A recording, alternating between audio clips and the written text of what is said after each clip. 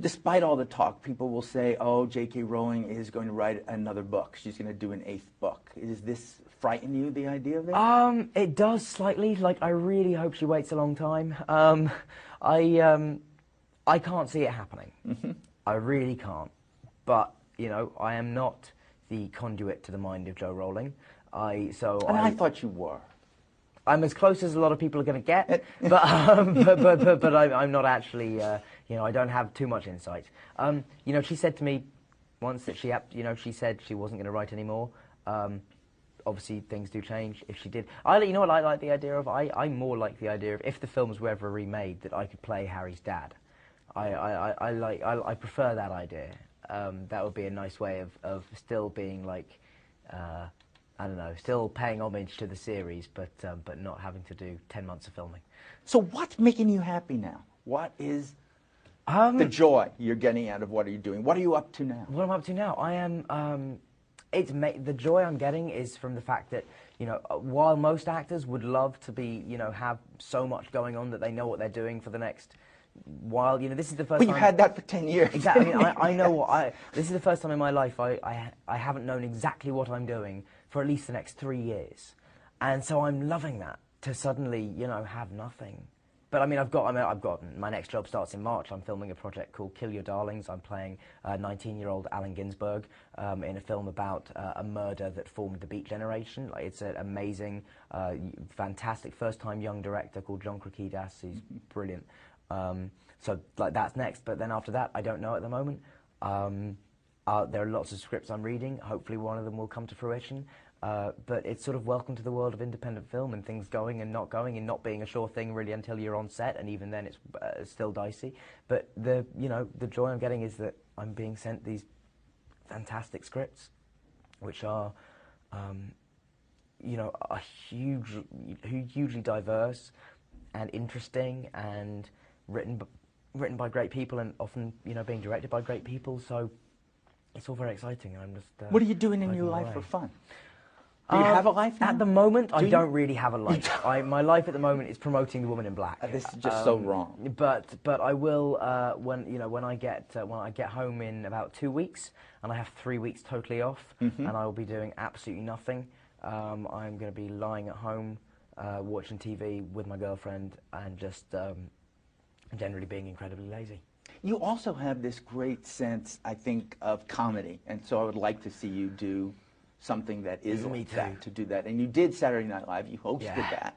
Was that fun? It was fantastic. Like, that's... What's the skit you had the most fun doing? Casey Anthony's dog. Oh, wow. When I go to the dog park, none of the other dogs will hang out with me because of Casey's past.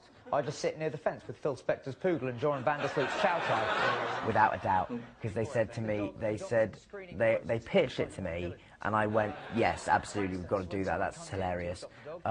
Then the sketch changed, and it was put into Weekend Update, and so it was kind of a different version of it, but still great. And I was reading it, and I go, you know, should this just be, you know, should he just be terrified? Should he just be in fear of his life and like a nervous wreck? Or, and then they put the stuff on me, the nose and the beard and all that, and the Yorkie makeup, and it was so cute that I suddenly went, oh, I just have to be extremely angry. That's what'll make this funny. So yeah, that was my note to play the whole thing, that I'm just furious with the situation. Yeah, I loved, you know, so that was a huge amount of fun. I like the Potter sketch a lot. There were a few sketches. I love actually the You Can Do Anything sketch. I thought was really funny just because it's the a very YouTube good generation. Point. Yeah, the YouTube generation, and the incredibly high self-esteem of the YouTube generation, which I think is very, very funny. Before I end, I have to ask, I've asked everyone who's been in a Potter movie about this. Not what their favorite Potter movie is, because it's kind of unfair. Although maybe you want to answer that. But which one resonates with you? Which one, when you think and close your eyes through that whole thing, is something that has a personal meaning to you? I think around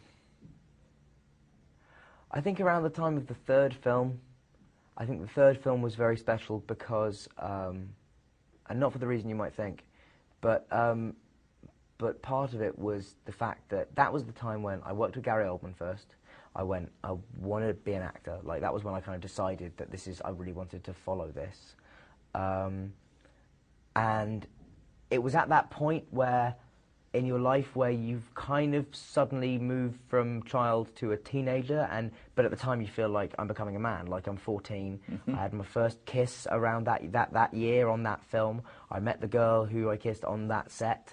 So like, you know, there's a lot of personal stuff that goes along with that film as well, and where I was in my life and growing up, and so I suppose the third one, my favourite of them though is number 7, the last one. I think it's the best film we ever made. So.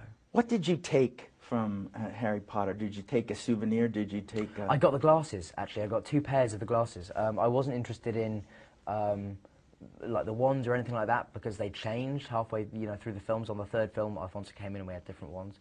But the glasses had obviously been the same the whole way through. So I wanted something that had been there from day 1 to day whatever we ended on.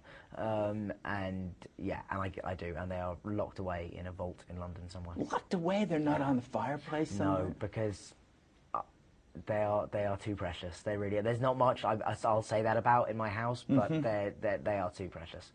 Last question is always song. It's always you love music. I do love music, yeah. You love music. It doesn't have to be from How to Succeed, and I don't need a whole song. I just need something. Blue moon, you saw me standing alone, without a dream in my heart, without a love of my own. That's very Arthur Kipps. Good. It really is. I don't know why Blue Moon came into my head. I don't know, but I love the fact that it did. Well done. Daniel, thank you so much. Thank you very much, sir. Pleasure.